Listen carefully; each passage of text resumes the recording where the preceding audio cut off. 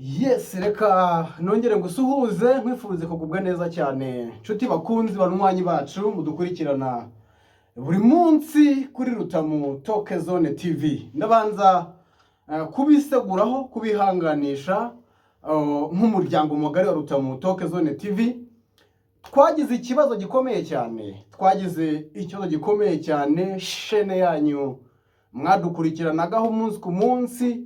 Sare yarimo abantu benshi cyane kabisa baze kujya kuri Calibre nziza, ariko biza kurangira channel iburi wirengero irabura. Mu byukuri ni ibintu babaje binateye agahinda, kubyakira byaragoranye, ariko ndavuga nti nk'abanywanyi banyu cyangwa se inshuti y'abasportif muri rusange, abantu tuganira byinshi bigiye bitandukanye, duhurira ku master agiye atandukanye. Sare yarimo ibihumbi birenga 15 uyu munsi muracyahari, kandi nanjye ndahari kugira ngo nkomeze kugenda mbashimisha.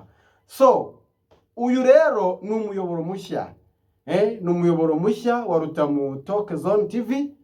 Muzajya mukurikiranaho ya content cyangwa se ibiganiro byose twagendaga dukora, birimo ama live agiye atandukanye, imikino ya shampiyona, ama interviews agiye atandukanye, ndetse n'ubusesenguzi burambuye ku ngingo zimwe na zimwe zitandukanye tugenda tubona umunsi ku munsi. Ahangaha no twaje n'imbaraga nyinshi, niyo mpamvu ngusaba gukora subscribe kugira ngo komeze kutujoininga, twongere tubane ni umuryango mugari wa Rutamu Talk Zone TV, iwabo w'abasportif. Ubwo rero ndizera ko buri wese ahari arakanda subscribe, ubundi bintu bikagenda neza cyane. Ariko nanone nubwo byagenze gutya, nibyo koko twacitse intege, umuntu anatekereza kuba yabivamo, ariko uyu munsi Imana yongeye kuduha imbaraga.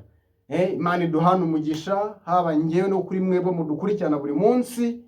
Imana iduhana umugisha, kandi ongera ukore subscribe nkuko wayikoze sofa, ubundi ibintu bigende neza cyane. So nari maze hafi ukwezi ntagaragara, ariko ndongera ndagarutse kugira ngo twongere tubiganireho neza. Nubwo naje ntabwo nagenda tutongeye kurebera hamwe byibura inkuru imwe twaganiraho, kugira ngo abantu banayisigarane, cyane cyane tuganira kuri equipe ya APR Football Club. Equipe ya APR ku kigero c'100% imaze kuzura. Ugiye kureba abakinnyi bashya binjiye muri equipe, abanyarwanda bakiri imbere binjiye muri equipe, ndetse n'andi masura atandukanye yarasanzwe muri equipe ya APR Football Club.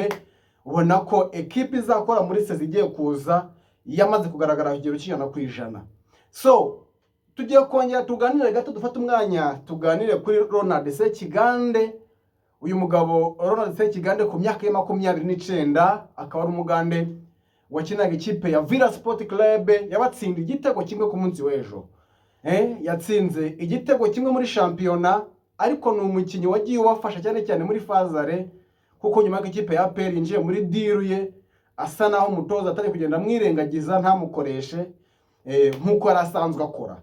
So tugiye kubyinjiramo tunabihuze n'andi makuru ari muri equipe ya APR Football Club. Murabizi ko mwataka amaze kuza, nubwo hanga tutayibreakinze kubera imbogamizi twahuye nazo, ariko byarabaye. So n'ibindi byinshi bitandukanye tugiye kwinjira kuri Ronald Sekigande.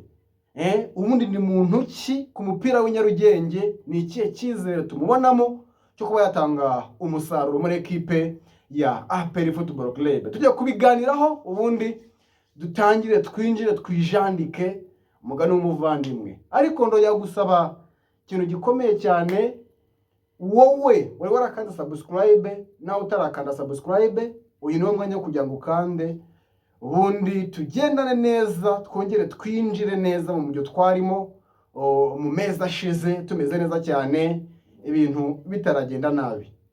Ndagushimiye rero utinangiye imitima, ukumva ugomba kudusapotinga, ni by'agaciro gakomeye cyane.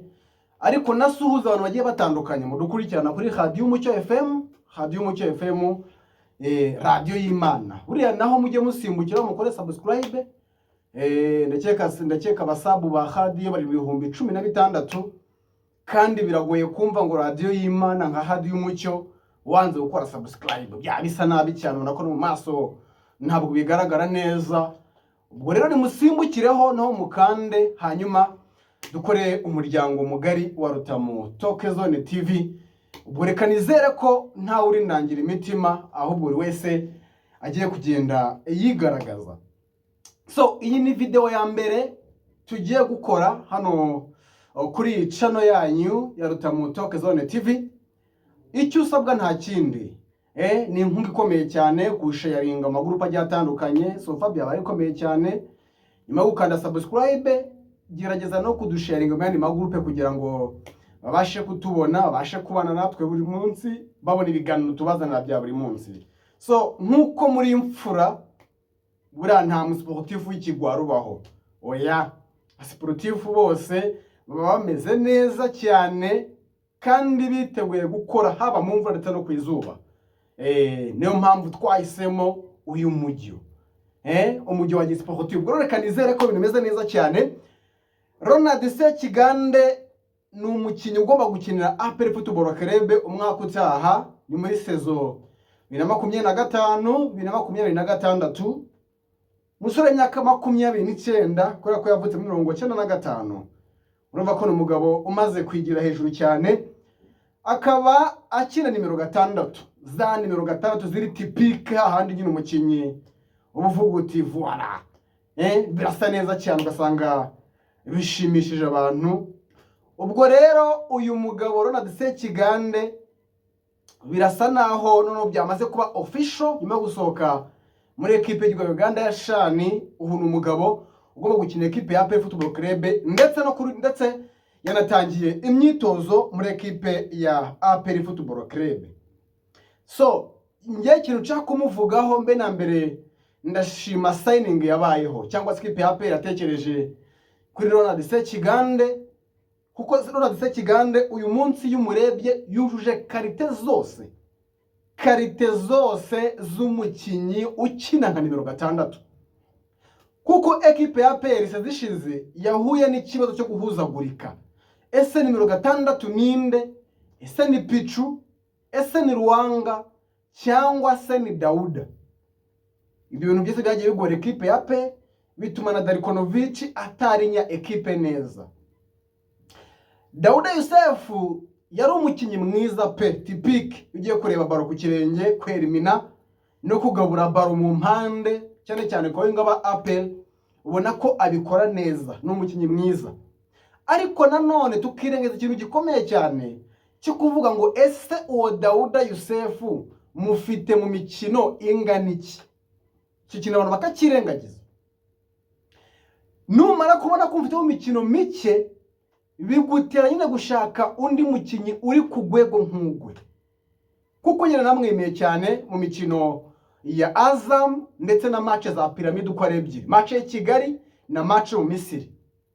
Dauda Youssef yaranyemeje, nahise confirma cyane 100%. Ariko nanone hahandi ho kubakira equipe ya creativity na organize ntabwo mufite. Ronald Sekigande uyu munsi ikintu cya mbere afite, nkuko nabikubwiraga, ni umukinnyi ufite byibura kuri physical appearance, imbaraga z'umubiri. Ubona ko ni umusore maze kugira experience, icyo ni cya mbere, haba muri equipe ya Villa Sport Club no muri equipe y'u Uganda. Ubona ko ni ibintu byiza cyane kuri uyu mugabo Ronald Sekigande. Ariko nanone abantu twongera twibuka ikintu gikomeye cyane cyo kuvuga kiti ese ubundi umukaseri yakaba ari umuntu umeze ute? Karite ya mbere afite Dauda Youssef adafite, abantu bagomba no kwitondera, harimo igihagararo. Uyu munsi haba ku mbaraga z'umubiri arazifite, ariko anafite metero 1 na santimetero 95. Mu by'ukuri ibi bimufasha neza kurekipera imipira iva kwa adversaire. Ubundi nimero 6 yakaba areponda ate mu kibuga. Ni wa mukinnyi ugomba kuba ahagaze mu kibuga, ariko imipira ya mbere iva kwa adversaire iza igana muri surface ya APR n'urugero, ukaba wemerewe kwirekipera ukayisubizayo. Ngako akamaro ka mbere ka nimero 6. Ariko ibyo byose Dauda Youssef ni umukinnyi mwiza, ariko mu kirere za baro za mbere ntabwo Yusefu ari mwiza mu kuzirekipera. Ariyo mpamvu twabonaga imipira myinshi muri box ya APR. Icyo ngicyo abantu bakakirengagiza. Ariko Ronald Sekigande waje izo karite arazujuje, kandi abantu mukurikirana bavuga ko abikina neza. Iyo mipira he yo mu kirere. Ariko abantu bamukurikiranye nanone nabo bemeza ko Ronald Sekigande ari umukinnyi mwiza ku gihe baro iri ku kirenge. Swat mfite baro, ese ndayipasa nde, ese ndakina nsubira inyuma, cyangwa ndubura amaso ndebe kuri wingi zose mbona ntanga umupira wanjye. Ibyo byose nabyo ngo n'umwe bakinyi beza, ikaba karite agiye guhuriraho nande n'umuntu witwa Dawuda Yusefu. Bivuze ngo hano bizasaba imbaraga n'amahitamo y'umutoza kumenya umukinnyi ugomba kuzaza kuri 60. Ariko tugendeye ku byo Dawuda Yusefu yatanze muri sezi ishize, navuga ngo iyi ngiyi ni nka gasopo cyangwa warning bamuhaye. Kuko iyo uri umukinnyi wasinye, yasinye imyaka 3 muri equipe ya APR, abantu mubyibuke, amaze kuyisinya ariko bamuzaniyeho undi mukinnyi. Bisobanuye iki? Bisobanuye ko equipe ya APR nta cyizere ikigufitiye 100%, ariyo mpamvu ihisemo gufata icyemezo cyo gushaka undi mukinnyi ushobora kukwica isaha ku isaha. Ibyo byose abantu bakabireba bakanabihuza. Ariko hari ikindi kintu cyongeye kuza mu mitwe y'abantu bavuga bati ese ikipe ya APR ubundi zakinite kimaze kuzura 100%, nta wundi mukinnyi ugomba kuzazamo. Mwabonye ko Memeri Dao yaraje ameze neza gukora imyitozo, ndetse na William Chogi umunyakote d'Ivoire nawe yaraje, ndetse n'uyu mugabo Ronald Sekigande. Ni abanyamahanga batatu binjiye muri equipe ya APR Football Club. Equipe maze kuzura 100% full package. Icyo mbaza uko twaje gusanga Dawuda Yusefu nanone kuri nimero 8 akina neza. Ubundi niwe mwanya wa typique nimero 8, akina sa n'uwegera imbere, apana gukina sa n'udefanda. Abantu bakavuga bati abantu mwitonde, hari igihe twabona Ruboneka Jean Bosco yongeye gusa nahabura umwanya bigendanye n'umubare w'abakinnyi 5 b'abanyarwanda bakina muri shampiyona. Abantu bakabirebaho kuko iyo avuye kuri nimero 8 undi mwanya akinaho neza Ruboneka Jean Bosco akina neza nimero 7, ayikina neza pe, mbaraga z'umubiri, ama counter attack arabikora. Ariko uyu munsi hamaze kwikrasa uwitwa Sheikh Djibril Ouattara. Sheikh Djibril Ouattara agomba gukina 7, bivuze ngo nta mwanya uhari. Tukongera tukagaruka kuri nimero 10, hariho Mohamed Lamine Ba. Uyu Lamine Ba ni umukinnyi mwiza sofa. Ibyo yatanze muri shampiyona, umupira uri ku kirenge, n'umwe mu bakinnyi bazi gufunga baro hano Nyarugenge. Ibyo mvuga ni ukuri, n'umukinnyi nakurikiranye muri match zose za APR. Ariko baro nubwo namaze kuyifunga, ese ndayikoresha iki? Nta mipira myinshi abawinga n'abataka babonye iyo uvuye kuri Lamine Ba. Kitu cyemeranyeho. Ariko nanone twongeye dusubira inyuma, niyo mpamvu twabonaga akenshi agerageza gutera imipira inyuma ya box imyinshi kajya hanze, indi umuzamu akayifata. Nuko nta bisubizo bibangutse biri mu mutwe ku buryo avuga ati mfunze baro mu badefenseur 2 ariko se ndayitanga hehe. Icyo kintu barakirege baravuga bati reka tuzane nde undi mukinnyi. Barongera baravuga bati Memeri Dao nawe ararameze neza, ariko na Ruboneka nimero 10 ashobora kuyikina kuko nawe agira amashoti kandi abafite imbaraga. So tugomba kurindira umutoza ibyo azagaragaza n'ibyo azatwereka. Gusa equipe ya APR 11 baradanangiye, ariko bizasaba kubanza kureba absence y'umutoza, kuko umutoza abaye kuri karibure nziza Ibrahim Taleb hari ikintu yakongerera abakinnyi sofa byaba ari byiza, it's a good. Ariko aba yari umutoza wo gupfundikanya, nanone nta kidasanzwe APR izakora. wo ku ruhando mpuzamahanga hari ikintu nge ntemeye muri iyi migurire ya APR cyane cyane ku banyamahanga ndetse n'izamu. Wenda tuzabiganiraho neza tubihuze, ariko sofa ikipe ya APR imeze neza kandi ubona ko buri mwanya ifite abakinnyi bagera kuri babiri. Ni ikintu gikomeye cyane cyo kuza kuzareba uko bizagenda muri ekipe ya APR Football Club. Hanyuma rero hari ibindi bikorwa ndi gukunda hariya mu Nzovu. Kipe ya Rayon Sport nayo ntabwo yicaye, ubona ko abasaza bari kubaka ikipe igomba kuzatanga umusaruro cyane. Kipe iri kwiyubaka ku kigero cya 75, kipe imaze kuboneka. Ndaje mbahereza izindi za ndani, ndi makuru ari kuvugwamo inyuma y'amarido atarasohoka, ariko bivugwa ko witwa Sadat mwenyewe tajiri umureo mpuzamahanga nawe hari byinshi arimo kugenda atangaza avuga ngo ABCD ndashaka Rayon Sport kuri urwego. Ibyo byose tuzayibonera umwanya wo kugira tubiganireho neza. Gusa icyo abantu bamenya nuko ekipe ya Rayon ubu tuvugana imaze kugenda iboneka gake gake, harabura imyanya mike cyane, kandi nimero 6 witwa Anta Biganiro ngo yamuzanye. Wakwibaza ngo ninde? Nimero 6 uteye ubwoba cyane. Izo ngizo ni radari turi kujugunya. Iki ni ikiganiro cya mbere, ntabwo turashyuha neza ngo dusubire mu mujyo twarimo, ariko ndizera ko ibintu byose bimeze neza cyane. Nongera kwibutsa ko twahuye n'icyo gikomeye cyane. Twahuye n'icyo gikomeye cyane, dutakaza umuyoboro wacu.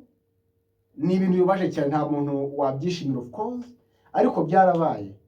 So niyo mpamvu rero tugomba kugira gute, tugomba kwihangana tugasha n'imbaraga. Ariko nongera kubasaba nk'aba sportif, kandi tumaze kugira sari 1010 twenda kugira 20, ariko channel yaje kubura. Ni ibintu bibabaje cyane, ariko ndizera ko kuko mbafite nimwe mwamfashije kugira kuri ura rwego. N'uyu munsi nogenda batabaje, nimukore subscribe, mukoreshe amagrupa agiye atandukanye, mudusupportinge twongeye dusubire ku murongo twariho kuri Rutamu Talk Zone TV. Ndakwibutsa ko iyi ni video ya mbere, turacyari abatangizi, nubwo atari ubwa mbere tuje mu mwuga. Ndizera ko ibintu Imana izabidufashamo kandi Imana ikaduhana umugisha. Hasta la vista. Ariko ekipe ya Rayon umuzamu witwa Dise Kuyate n'umwataka witwa Shadrack, mw'abantu mwe ngo ni ibindi birasaba izindi mbaraga zikomeye cyane. Tuzabyinjiramo neza cyane tugenda tunabiganiraho. Ndabashimiye mwese, nzamuye ibiganza, ndabashimiye cyane, muraba agaciro gakomeye cyane, kandi ndizera ko mbafite nta kintu na kimwe nababurana.